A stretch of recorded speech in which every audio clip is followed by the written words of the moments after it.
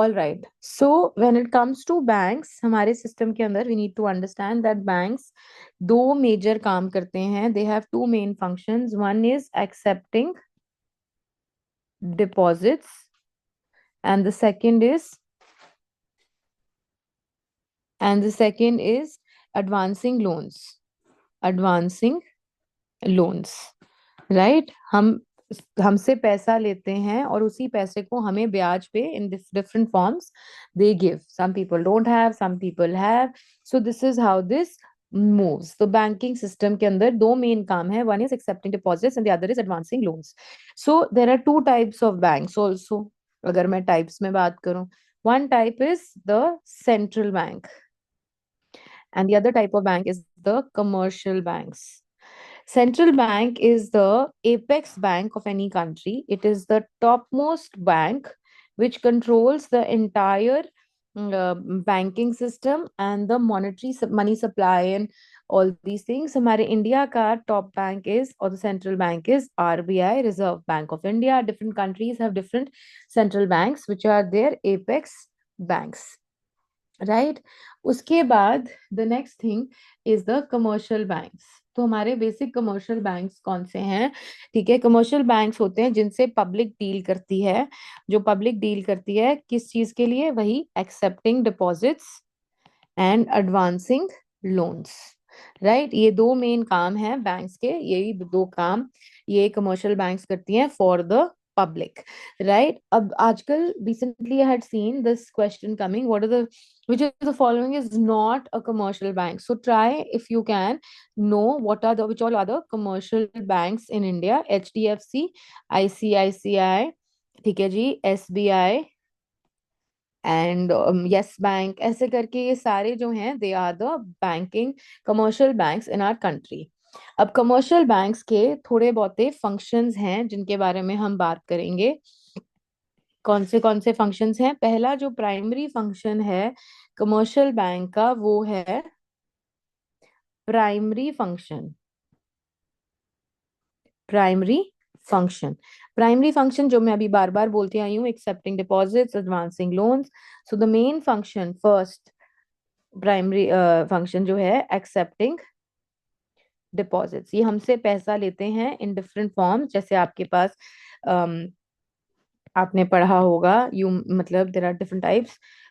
एक था demand deposits जिसके अंदर we had savings account and the current account. ठीक है जी. Then we have time deposits, FDs and the RDs. Right, so they accept deposits in this form. Second, what we have, the type of bank we have over here is your second type of function we have is advancing loans. Advancing loans. Central commercial banks बहुत तरीके से loans आपको दे सकता है. One of the main is CC, cash credit, current account के through होता है, businessman को मिलता है. Term loan is outright loan या फिर टर्म लोन, आउटराइट लोन या फिर टर्म लोन जो बैंक ये देते हैं. उसके बाद we have bills of exchange जो आपने पढ़ा होगा. ठीक है, overdraft. Right, so there are the various types of advancing of loans. Then the third main function or the primary function is credit creation, जो हम इस chapter के अंदर करेंगे. commercial banks करते हैं in some time. All right. Then the secondary function, then the bank has a few secondary functions also. Secondary function के अंदर हमारे पास यहाँ पर आते हैं थोड़े बहुत agency functions. Right. Agency functions के अंदर क्या रहता है? बैंक आपके बिहाफ पे आपके लिए क्या चेक्स कलेक्ट कर रहा है, पेमेंट्स कर रहा है. आपने कोई ऑटो डेबिट लगा रखा है तो वो सारे सर बैंक कर रहा है for you. These are the agency functions of the bank. उसके बाद है purchase and cell.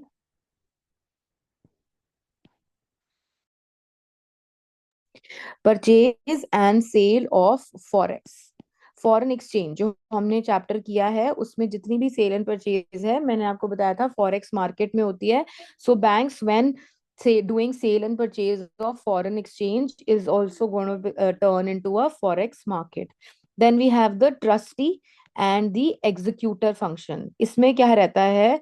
Trustee and the executor function के अंदर द बैंक आपकी कोई भी प्रॉपर्टी है, the bank can become your trustee.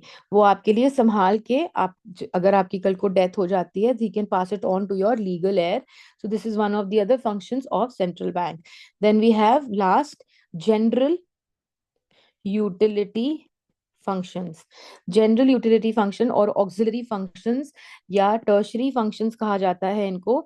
Those are, आपने देखा होगा, your parents are using the locker facility of the bank to keep all their expensive stuff which they cannot keep at home in the banks.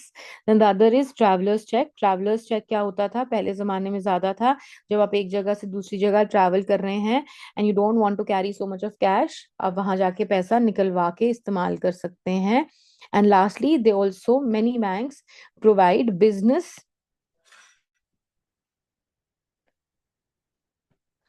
information. Business information, आप कोई business करना चाहते हैं, आपके पास idea है, bank can help you doing the feasibility and everything of the entire project. So this is what the bank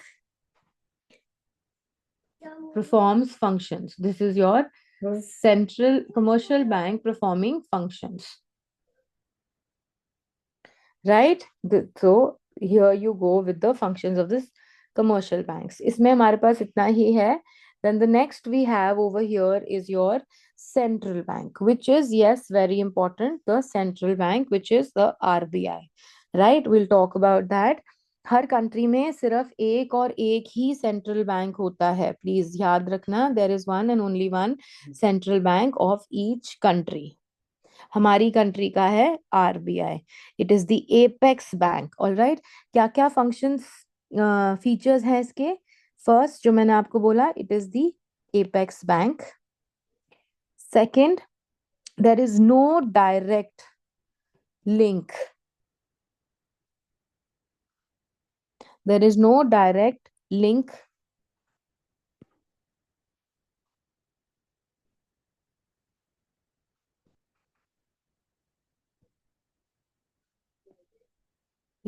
with the public. आप या मैं, कोई बंदा भी आरबीआई के अंदर बैंक अकाउंट नहीं खोल सकता. देन द नेक्स्ट इज, इस बैंक का काम है देश का वेलफेयर करना. जहां कहीं प्रॉब्लम है उसको हटाना और वेलफेयर देखना is their work. And then the last is issuing currency. It is the main feature of RBI और द सेंट्रल बैंक. अब अगर हम देखें इसके फंक्शंस क्या क्या हैं, what are the main functions, यहाँ पे ज्यादा इंपॉर्टेंट है, what are the main functions of central bank. First function, guys please understand the in the depth of the same thing. जो जो कीवर्ड्स मैं आपको दूं उनको ध्यान में रखें. First over here is issuing authority. Issuing of currency notes.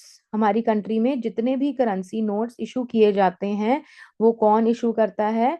Bank. Bank क्यों इशू करता है? क्योंकि बैंक के पास क्या है? सोल अथॉरिटी है. They have the sole authority to issue notes. क्यों है ये sole authority? So that there is uniformity in all the notes. कहीं ना कहीं we don't want कि कोई कुछ करे कोई कुछ करे, इसलिए यूनिफॉर्मिटी के लिए we have them issuing currency. So ये दो हमारे मेन पॉइंट्स हैं इसके. Second we have over here is banker banker to the government. RBI के खाते पब्लिक के पास, पब्लिक के तो नहीं है, तो किसका खाता है? गवर्नमेंट का जो खाता है किसके पास है? आरबीआई के पास है. So RBI is a it is the banker of the government. Banker of the government. ठीक है, जितना पैसा सरकार का इकट्ठा होता है टैक्सेस के थ्रू, कोई डिसइन्वेस्टमेंट के थ्रू, वो सब कहाँ एक्यूमुलेट होता है? In the RBI.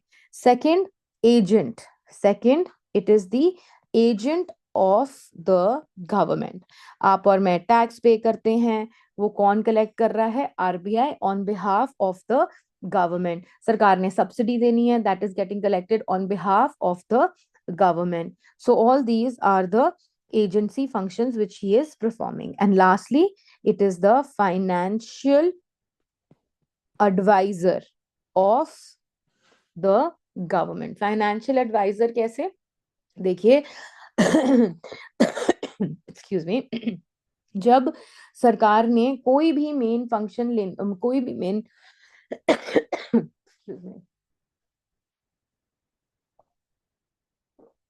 सरकार ने जब कोई भी मेन डिसीजन लेना होता है, लेट्स जस्ट से, जैसे हम बात करें कि जब गवर्नमेंट ने डिमोनेटाइजेशन करनी थी, so what was happening, the RBI was in direct contact with all the decision making during those things. सरकार गवर्नमेंट की कोई फाइनेंशियल क्राइसिस है, कुछ भी है, कोई financial advice, it is given directly by the governor of the RBI in consultation के साथ होती ही होती है, right? Then third function is banker, bankers bank.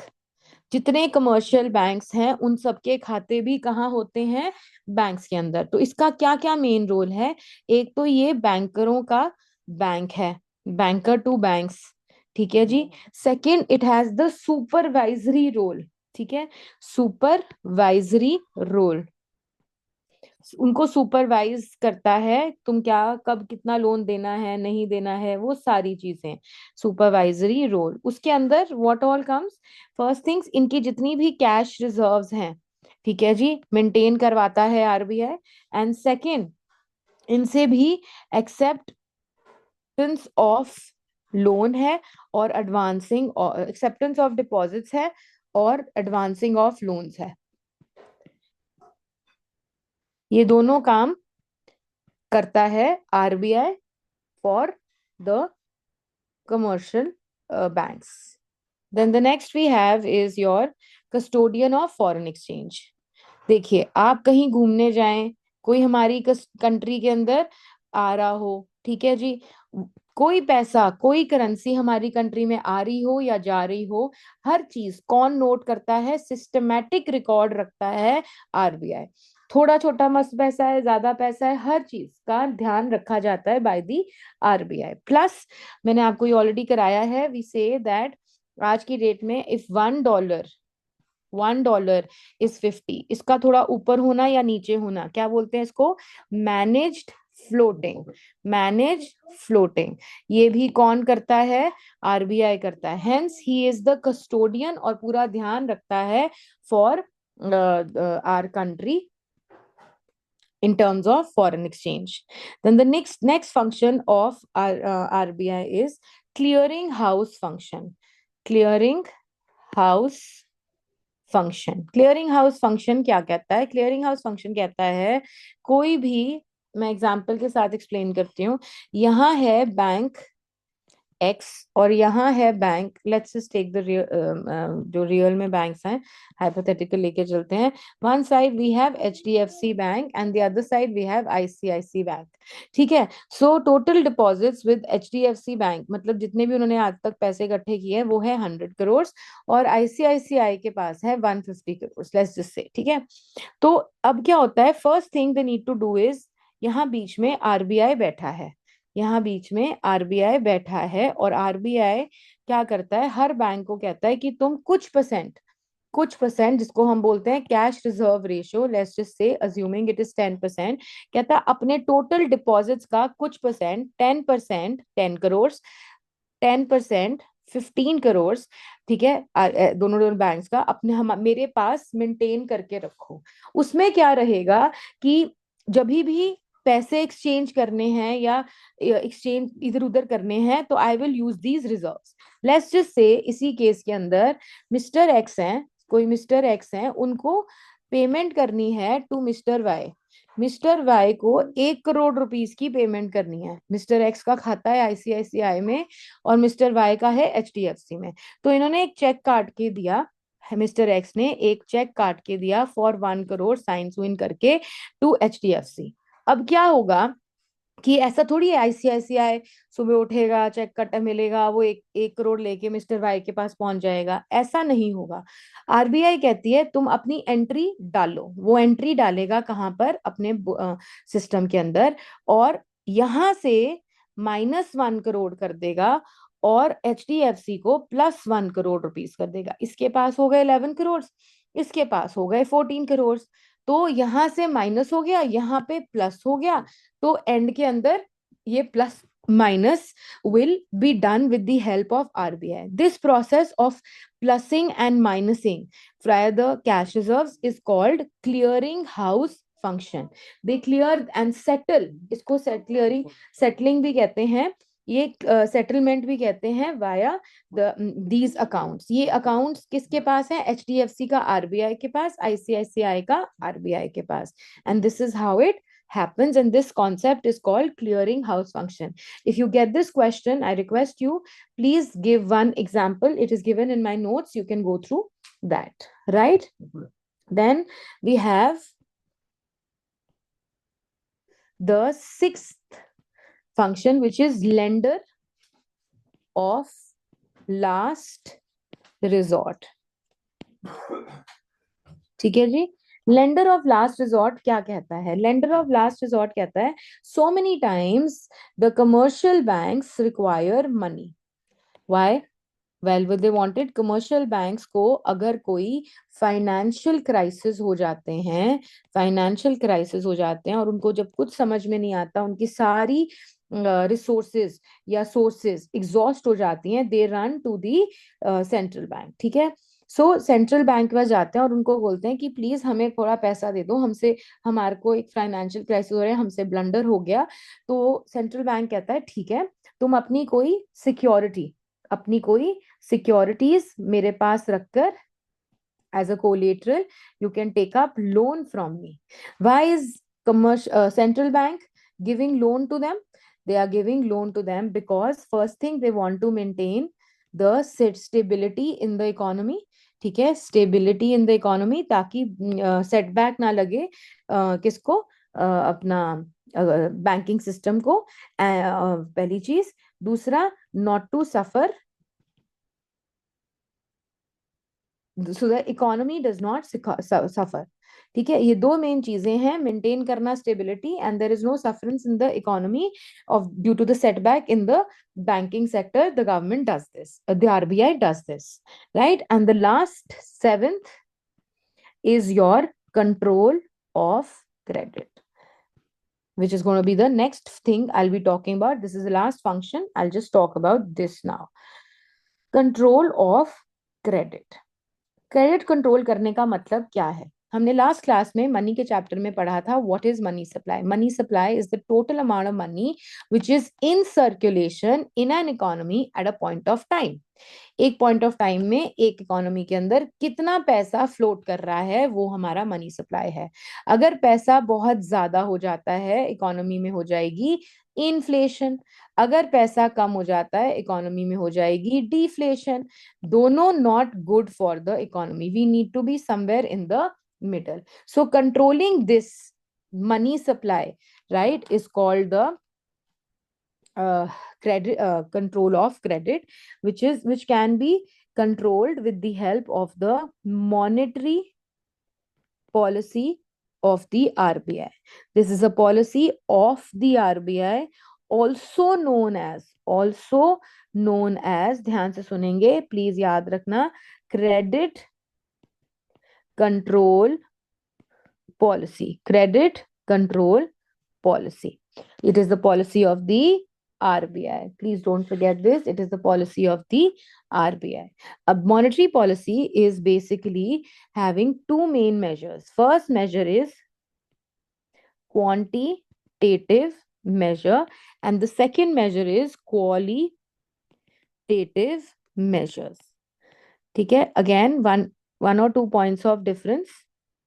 You can talk about all the components if they are saying this, क्या क्या components हैं, हम उसके बारे में differentiation. Second, quantitative measures are for all, जितने भी लोग हैं सबके लिए, ठीक है, इकोनॉमी के अंदर। It is for everybody. But selective control, qualitative measures are selective control measures. ये स्पेसिफिकली कुछ कुछ सेक्टर्स के लिए होता है. ये मेजर्स कुछ कुछ सिलेक्टिव मेजर्स के लिए होता है. Right, so let's go one by one. Quantitative measures में सबसे पहले वी हैव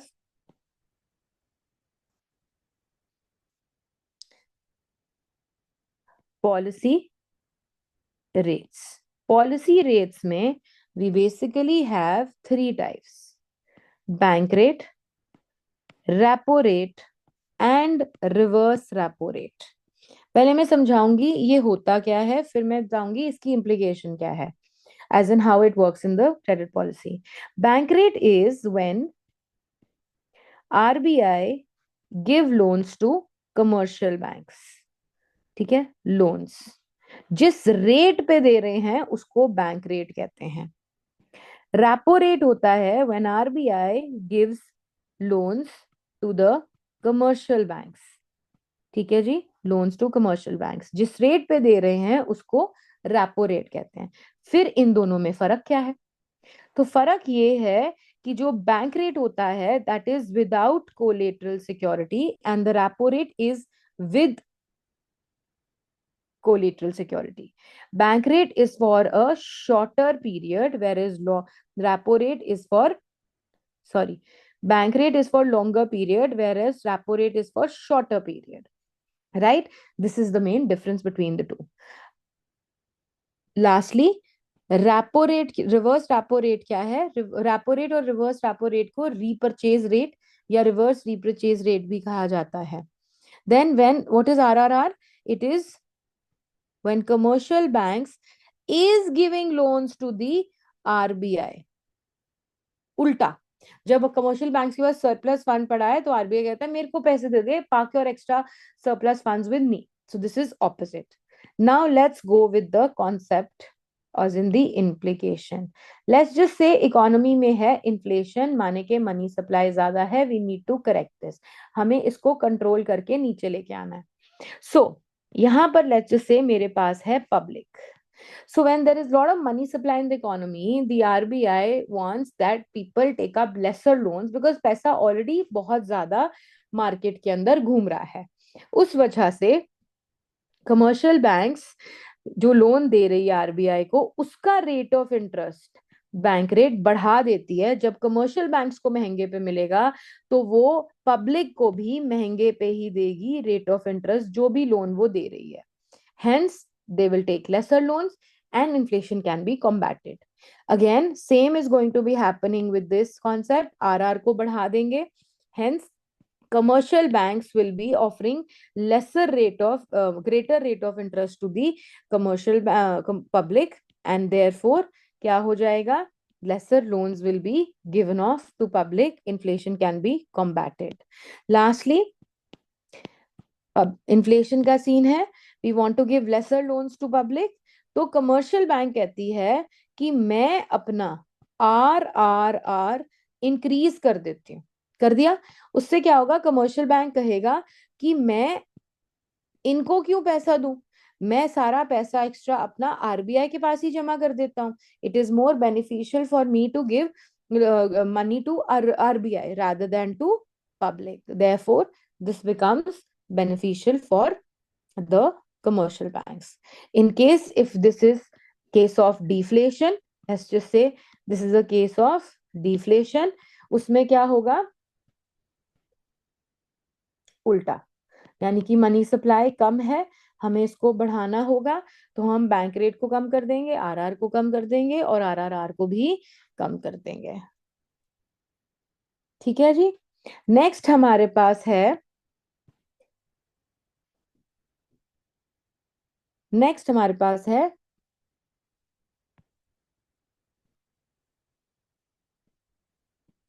पॉलिसी रेशोस. ये दो टाइप की होती हैं. One is CRR and the other is SLR. CRR क्या है? It is the cash reserve ratio, whereas SLR is statutory liquidity ratio. इन दोनों में क्या फर्क है? इसमें क्या होता है, जो हमारी कैश रिजर्व रेशो है, आरबीआई कहता है अपने टोटल डिपॉजिट्स का, जितने भी आपने लोगों से डिपॉजिट्स लिए हैं उसका कुछ percentage you have to maintain with me. Me माने के आरबीआई। और इधर एसएलआर में आरबीआई कहते हैं तुम्हारे जितने भी टोटल डिपॉजिट्स हैं, प्लस तुम्हारे पास अगर कोई गोल्ड की रिजर्व्स हैं, प्लस कोई अनइनकम्बर्ड सिक्योरिटीज हैं, ठीक है जी, सिक्योरिटीज हैं, इन सब का कुछ percentage you keep maintaining with your self.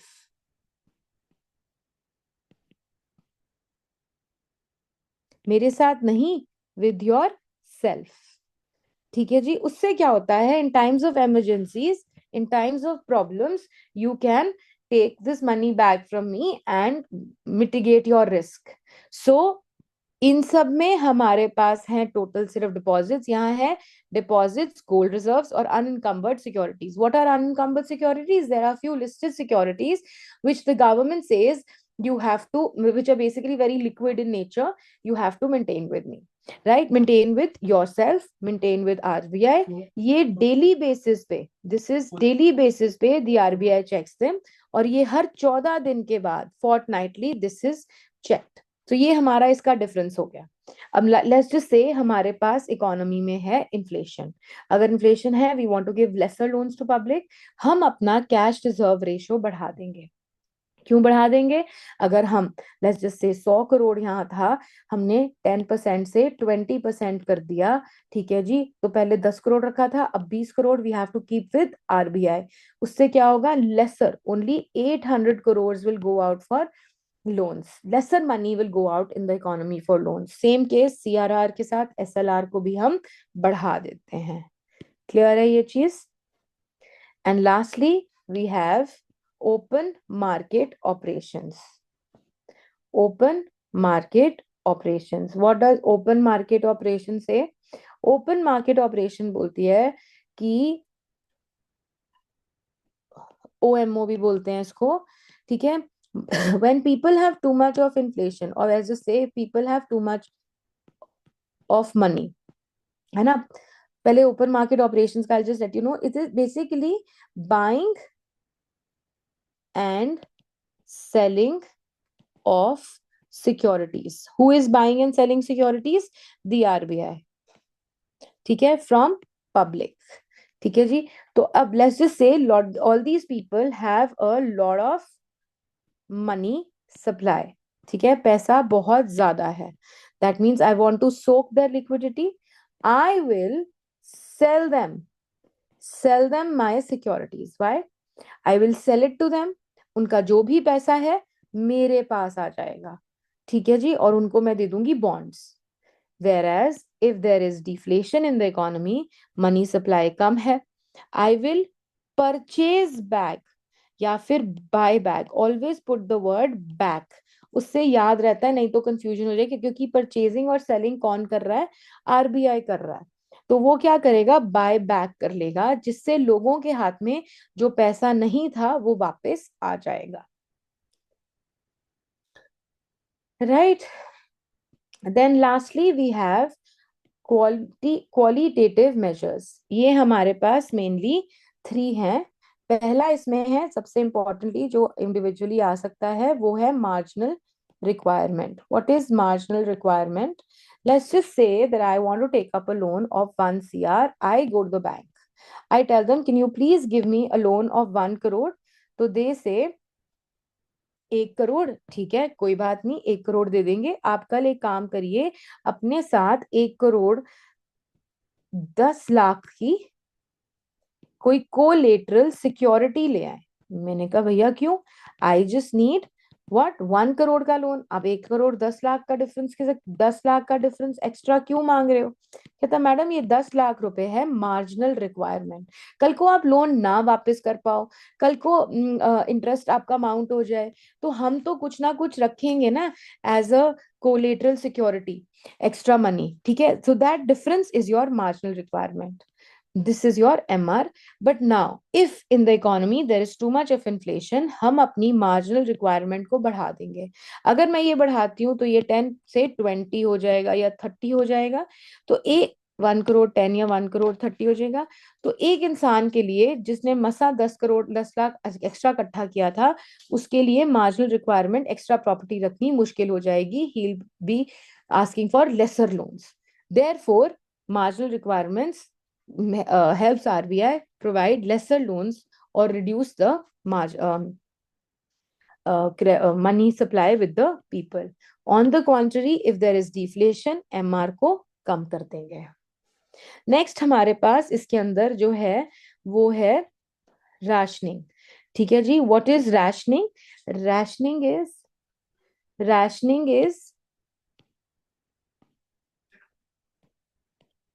Rationing is रोक लगाना. रोक लगाना. राइट. तो जब हम क्या कहते हैं, जब हम लोन्स नहीं देना चाहते लोगों को, तो हम क्या करते हैं, हम when we don't want to give loans to people, तो वी रैशन देम. ठीक है. This is loving. राशनिंग लगा देना. ठीक है जी. और जब हम लोन्स देना मतलब we want more money supply in the economy, तो हम क्या कर लेते हैं, विड्रॉ कर लेते हैं. ठीक है. सो यहाँ पर हम इंट्रोड्यूस कर देते हैं in times of inflation. In times of inflation, we introduce the rationing, and in times of deflation, we withdraw the rationing. And lastly, we have moral suasion. Moral suasion is you telling them, जब inflation है भैया loan मत दो, मत दो, मत दो. ठीक है. और in times of deflation we tell them, दे दो लोन दे दो, लोगों को जरूरत है. ठीक है. It won't make a difference. So that is your moral suasion. You can be strict with them or you can be liberal with them. In times of inflation, ठीक है जी, we are strict, and in times of deflation we are liberal. So this entire thing is your quantitative and qualitative measures, the monetary policy, which is also called the credit control policy, right? Last topic for today. Then lastly we talk about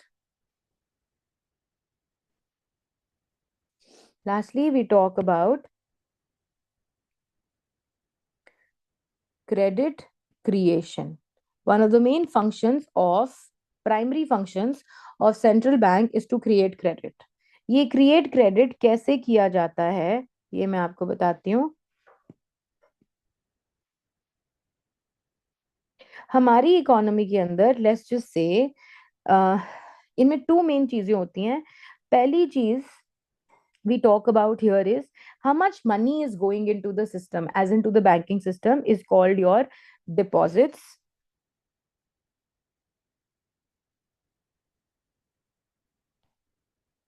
ठीक है. how much money is going into your banks is your deposits. ठीक है. second thing, or you call them the primary deposits, and the second is country का CRR या फिर LRR. CRR क्या है, cash reserve ratio, आप पढ़ चुके हैं. then the second is your LRR. LRR is the legal reserve ratio. Legal reserve ratio, it is basically a name given to the heading. It has two variants guys, CRR and SLR, right? So इसके ये दो types हैं, components नहीं है, types हैं, CRR and SLR. All right. So we need to understand कि हमारे पास क्या क्या इसके अंदर है. राइट. तो अब क्या है, लेट्स जस्ट से मेरी जो इकोनॉमी थी उसके अंदर किसी ने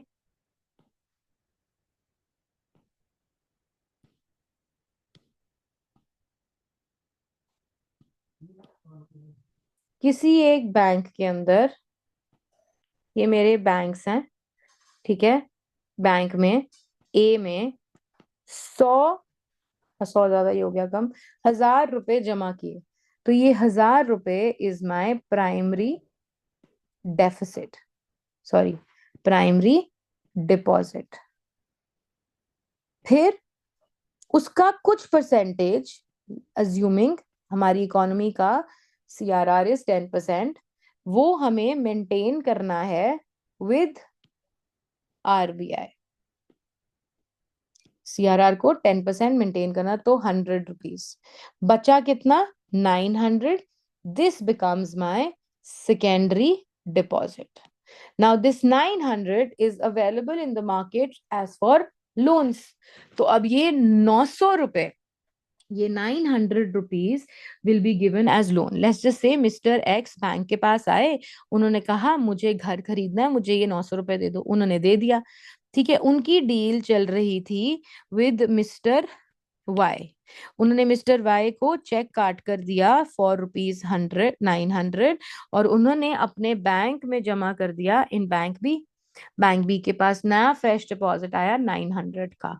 now again they have to keep 90 rupees with them. 810 रुपए they have further for giving loans. Now this 810 is again available in the market for loans. Now Mr. Z wanted a loan, ठीक है, to bye a car. उन्होंने 810 रुपए का check लिया, और यहां पर मिस्टर ए डीलर मोटर्स या डीलर को चेक दे दिया। उन्होंने वो चेक 810 रुपए का अपने बैंक सी में जमा कर दिया। अगेन उसने 81 रुपीज रखे। 729 रुपीज further is now available in the market for loan, right. तो इन्होंने मिस्टर बी को लोन दे दिया। मिस्टर बी फर्दर गए, किसी और को दिया, यहां पर आ गया डी। ये प्रोसेस चलता रहेगा जब तक this 1000 rupees, this 1000 rupees becomes 10,000 rupees, this becomes 1000, and this becomes 9,000।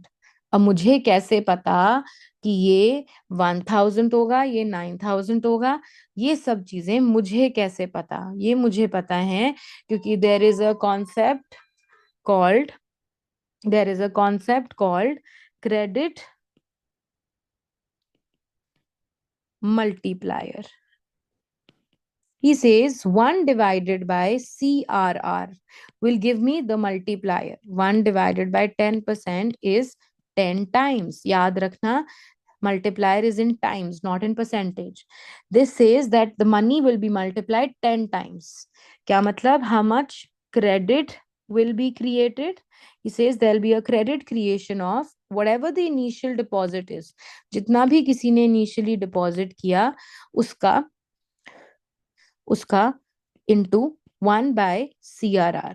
इस केस में 1000 rupees into 1 divided by 10%, which is how much? 10,000 rupees. This much money has been created in the economy. आज तक ये question आता था जिसके अंदर they used to ask us what is credit creation, explain the concept of credit creation with the help of a numerical example. You tell me these are the two more important things, then with the help of an illustration, ठीक है, assuming CRR is 10%, initial deposit, no, पूरा illustration notes में दिया हुआ है, उसको आप लिख देंगे। बट आजकल ये क्वेश्चन नहीं आ रहा। आजकल क्या क्वेश्चन आता है? आजकल क्वेश्चन आता है that you explain what you कहता है, explain the relationship between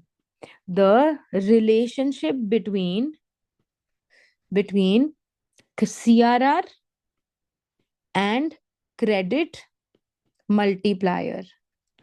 तो इसमें क्या है, पहले मैं एक्सप्लेन करती हूँ, फिर मैं बताऊंगी लिखना क्या है। तो obviously there is an inverse relationship between CRR and the credit multiplier.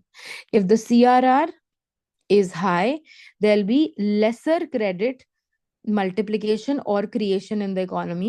If the CRR is low, there'll be more credit creation in the economy. Kaise?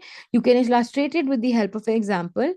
Let's just suppose the CRR is 10% in case 1, and in case 2 the CRR is 20%. Now let's calculate the credit creation or the credit multiplier. तो अगर credit multiplier क्या होगा, 1/CRR, 1/10%, how much, 10 times. और यहाँ पे 1/CRR, 1/20%, this is 5 times. Hence, we have proved that as the multiplier CRR is higher, lesser credit creation, and if the money credit creation CRR is less, money multiplication is. So hence यहाँ पर क्या लिखेंगे, hence proved या पूरा line. अब अगर आपको ये क्वेश्चन आता है, सबसे पहले आप क्या करेंगे, आप पहले मुझे बताएंगे क्रेडिट क्रिएशन होता क्या है, you will define it, then you will teach these are the two main things which are involved in credit creation, deposit, primary deposits in the CRR and the LRR, and then you talk about this. You first write down there's an inverse relation between the two, do give this, and then give the illustration, and with that the entire 6 marker or a 4 marker will be done. ये sample papers में काफी आ रहा है, this is important. So this is all for the banking chapter. So thank you.